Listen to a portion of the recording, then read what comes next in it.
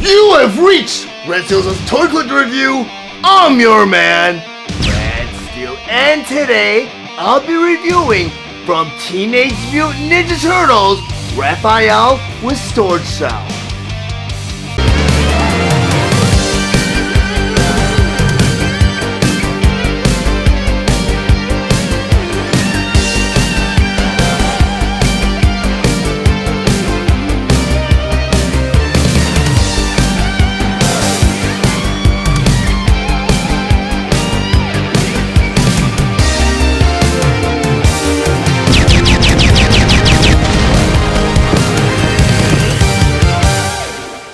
Teenage Mutant Ninja Turtles, Raphael. But before I get to the actual review, I just want to go over some of the old school vintage details on this packaging.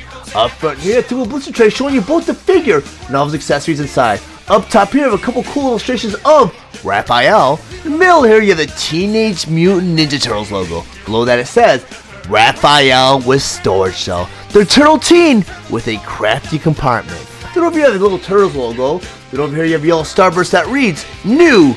Shell opens for weapon storage. Then over here, you have a bubble that reads, Shove it in my shell. And below that, you have an actual picture of the figure. In the corner, you have the Playmates logo. The other side of the packaging here, on the very top, you have the Nickelodeon logo. Then over here, you have the Teenage Mutant Ninja Turtles logo. Then over here, it says, The Evolution of the Turtles. A boy's bowl of pet turtles falls into a stench of an underground city sewer. They landed on Splinter, a penniless but powerful ninja master who lives in amok. Then over here it says, Splinter's enemy, Shredder, leader of the Foot Clan, pours a disgusting green ooze over Splinter and accidentally the turtles, hoping to zap him dead. Then over here it says, instead, the turtle pets mutate into turtle teens, and Splinter turns into the biggest rat ever to face a trap. Then over here it says, Splinter, the big cheese leader, teaches the turtles the ways of a ninja. Together, they form a kick-stomping, fighting team for the side of good against the deadly Foot Clan. Get ready for the Teenage Mutant Ninja Turtles. Then over here you have a cross-sell of all the other available figures. Then down you have a file card that reads, Portrait of Raphael with Storage Cell. The Turtle Teen with a crafty compartment. Vital statistics, accessories, Manta Axe, 2 sides, 2 Ninja Stars, Blowfish Mace, Ninja Ring, Pizza Disc. Capacity, 14 turtle tons. Favorite musical group? The Doors. Then down here it says, Master of the Back Attack. Raph's ready to blast those sewer-soaked footfalls with everything packed in his shell. This tricky teen loves to fake out the foot into thinking he's empty-handed, but we all know better than that. With just a flick of the shell, he's got everything a foot-fighting hero needs. A Manta Axe for hacking hoods in half, a Blowfish Mace to knock out the clan's transitionized teeth, and a Ninja Ring for boomeranging bad boys. But that's not all. Raph's Super Storage Shell still has room for more secret sewer stuff like Ninja Stars and a Pizza Disc. So don't worry when Raph's all alone and surrounded by a horde of henchmen, because this secret stash of foot-flipping weapons is always right behind him. Teenage Mutant Ninja Turtles Classic Basic Raphael with Storage Cell. Raphael was released on January 15, 2023 with the suggested retail price of $12.99 and he was available at all major retailers. Raphael was released along with the other Teenage Mutant Ninja Turtles basic classic figures, Leonardo Storage Cell, Michelangelo Storage Cell, and Donatello Storage Cell. Raphael has 7 points of articulation and his accessories include his Manta Axe, 2 sides, 2 Ninja Stars, Blowfish Mace, Ninja Ring, and Pizza Disc. Raphael stands 4 inches tall and he is meant for fans ages 4 and up. Now that Raphael on my display table, I'm going to go over some of his play features and accessories first by talking about his Blowfish Mace. This Blowfish Mace is amazing. It's got some great mold detail. At the top here you have a blowfish. His little googly eye right there. It looks like he's holding his breath. You got nose detail right there. There's some spike detail right there, and around the back right here you have the spine detail and tail fin detail. The cool thing is the spikes aren't really spikes, they're rounded off to confirm the child safety laws back then. At the end of this blowfish, you get this chain that attaches it right to this wooden handle. You got some mold detail right here that shows you a little grip that's tied around the handle here and a little bow on the end. The nice thing is, this mace is actually molded out of like a rubbery soft plastic, so it has a little bit of flexibility there, so if you want to flail around this mace you can. And you notice there's a lack of paint detail on this accessory, and I believe back in the 80s, the toy execs, I don't know if it was more of a cost-cutting measure or they just felt that, you know, paint detail wasn't important for accessories back then. Paint detail is more important for the actual figure. So you'll notice that a lot of older toy lines do not have any paint detail on their accessories. Not like modern day toy lines where they do paint the accessories. But in order to arm Raphael with this blowfish mace, you have to take this wooden handle right here. On the inside of the fist right there, you have an opening right there and right there. You just plug this wooden handle right into one of those openings. And now you have Raphael armed with this blowfish mace. Kind of a cool accessory. I'm going to put that off to the side. The next accessory I'm going to bring in is the Manta Axe. And the reason why it's called a Manta Axe is because the blade's actually a manta ray. And this manta ray is actually holding onto a mace by curling its tail around it. You even get that arrow point detail right on the end of the tail right there. Pretty cool. The top of the axe, you have this mace detail where it's a rounded mace. And again, the spikes aren't really spikes. They're just simulated spikes. They're rounded on the ends so they're not intended to cause any harm and to conform to child safety laws. At the end of it, looks like a little ribbon tied on the handle right there. But in order to arm Raphael with this Manta Axe, take the handle again and you plug it right into the inside of the hand just like that. You notice that this accessory is kind of weird and some of them are gross. But back in the late 80s, early 90s, there was a trend where toys needed to be gross or cool to appeal to the kids. And the grosser they were and the weirder they were, the more appealing they were to kids. So that's why part of the charm of the Teenage Mutant Ninja Turtles toy line was the whole gross out factor. I'm gonna pull this axe off to the side and just throw it right there. The next accessory we're going to bring in is his ninja ring. I'm not sure what creature contrives a ninja ring. It looks like a bunch of shells, but there's a molded T in the middle, and I'm not sure, but I'm gonna guess that represents the Teenage Mutant Ninja Turtles. In order to arm Raphael with this ninja ring, we're going to plug this right on top of his fist just like that. Well, let me try that again. Plug that right on top of his fist. And now you got Raphael armed with his ninja ring.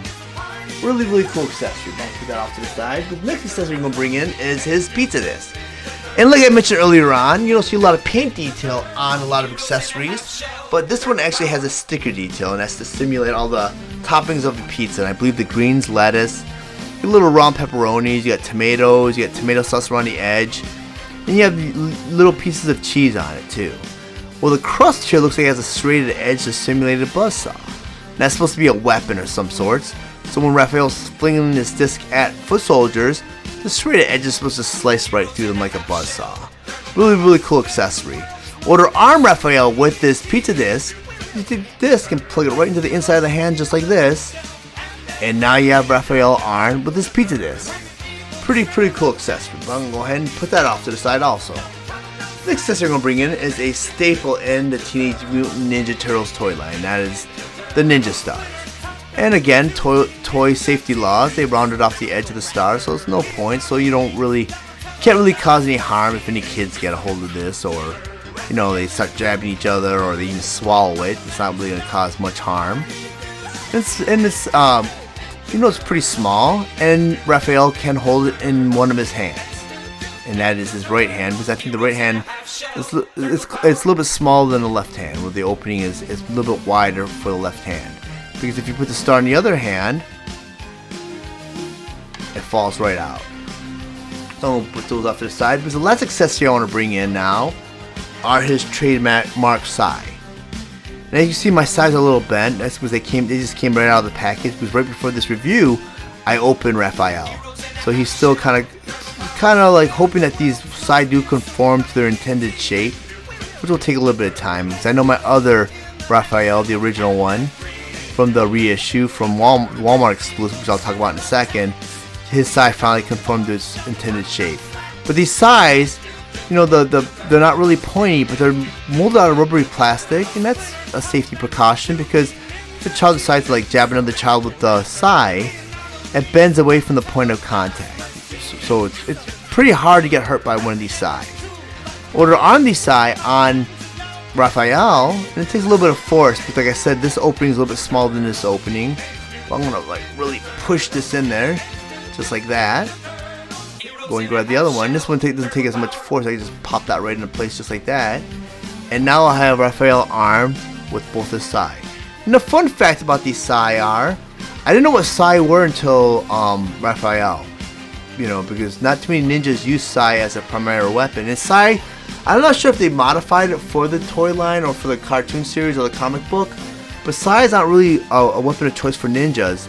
The sai I saw only had one prong on one side, and this wasn't really a blade. It was more of a little metal cylinder, and it wasn't really like intended to slice up other ninjas or anything. So I'm not sure if that's a modification that was made for the comic book, or I personally have not seen a sai with blades and two prongs. I've seen two prongs, but not with a real blade. So I could be wrong, but if you do know for sure, leave a comment below.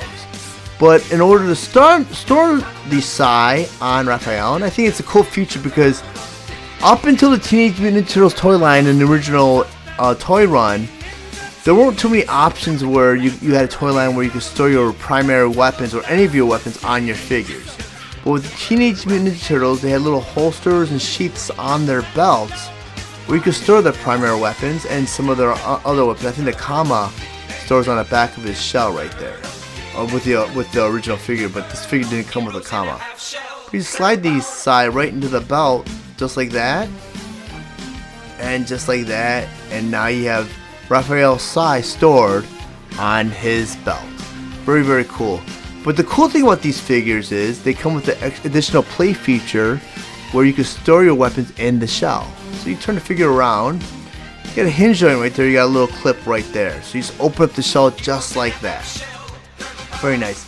And when I first opened this figure, I was like, there's no way I'm going to be able to get this mace in there. And I can't remember what I did with my original figure, whether I stored all my weapons in my Raphael, because Raphael had this mace, and the mace is pretty large.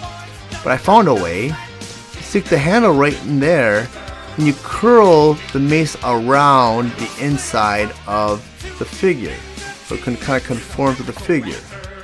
Make sure the handle kind of stays in between these little nubs right there.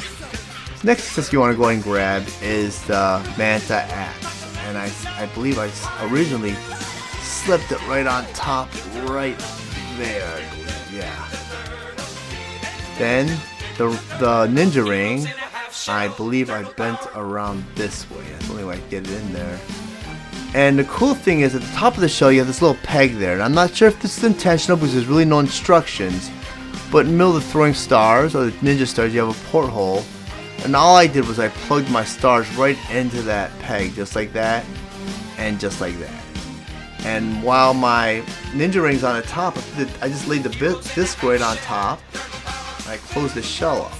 I clipped it into place, and it looks like everything's pretty flush. So now I have all of the accessories stored in Raphael's shell, and that's a very hard accomplishment.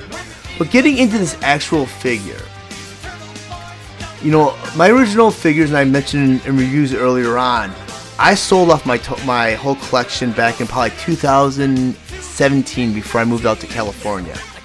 Well, I was very bummed because Turtles made a huge comeback and there's a huge demand for those figures in the aftermarket. For years I sat on my whole collection. I had, I think, the first 3 or 4 series of all the figures, and including the ones in the storage shell.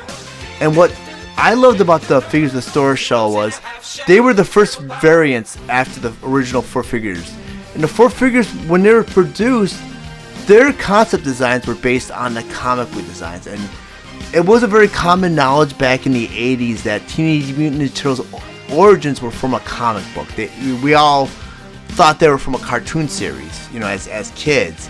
We did not know that they actually came from a darker background, like a comic book that was based in New York where they're vigilante ninjas. Because in the cartoon series, they were very lighthearted, eating pizzas, always smiling. They had the you know, the rounded eye look, the cartoony look. Well, the comic book, they had a very grizzled, you know, how, you know, they had the whited out pupils. They had they didn't have the rounded eyes. You know, they weren't always smiling and eating pizza.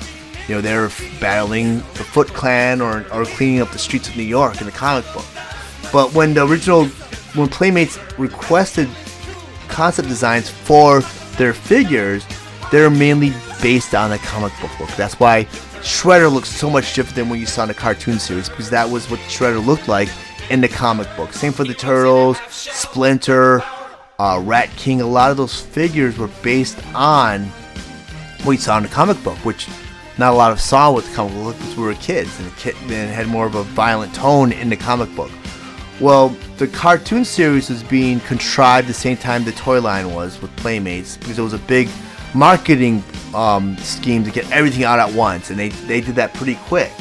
But by the time the Turtles that came on the store show, that was the first variant of the actual 4 Turtles, because if you're around back in the late 80s, early 90s, I mean, you had so many different variants of the Turtles, but they were wearing like astronaut uniforms, samurai armor.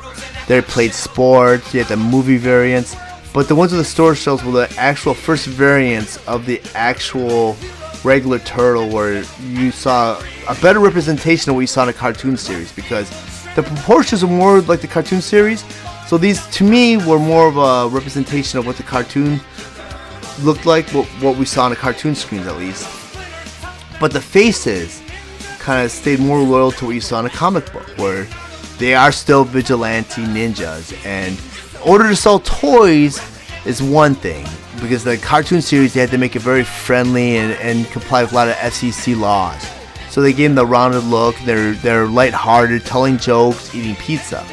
Well, you're not gonna be able to sell that as a toy to boys who want to have ninjas that are battling against Foot Clan and Shredders and stuff like that. So you have to make them look a little bit more intimidating. So I'm glad they kind of took best of both worlds and brought it into this figure right here, because you do have more of a proportion look. You know, you got more of a representation of what they look like in the cartoon, but you don't have the cartoony look of the face, you know, where they're smiling, they have the rounded eyes. You still have the intimidating ninja look like from the comic book, which makes this figure to me like the better, you know, better out of the 2 figures, you know, the original figures and the storage figure. I think these figures were more my favorite as a kid.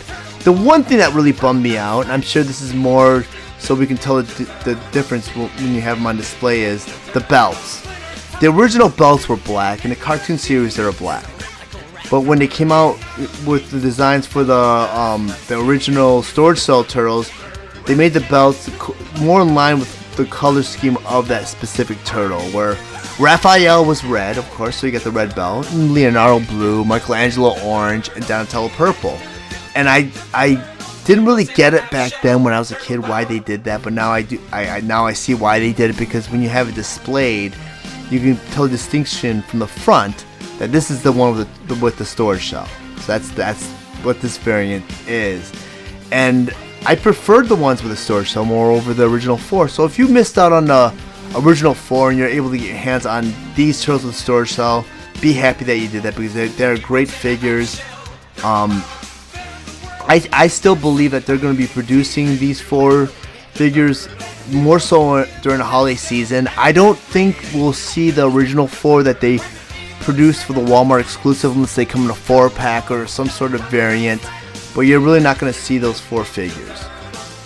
But if you guys found any of the information in this review valuable, please like and share this video. Also, if you really enjoy my content, please subscribe to my channel, and while you're there, click the bell to be notified of any future videos. I want to thank you guys for watching Steele's Awesome Toy Collector Review. I'll check you guys out next time.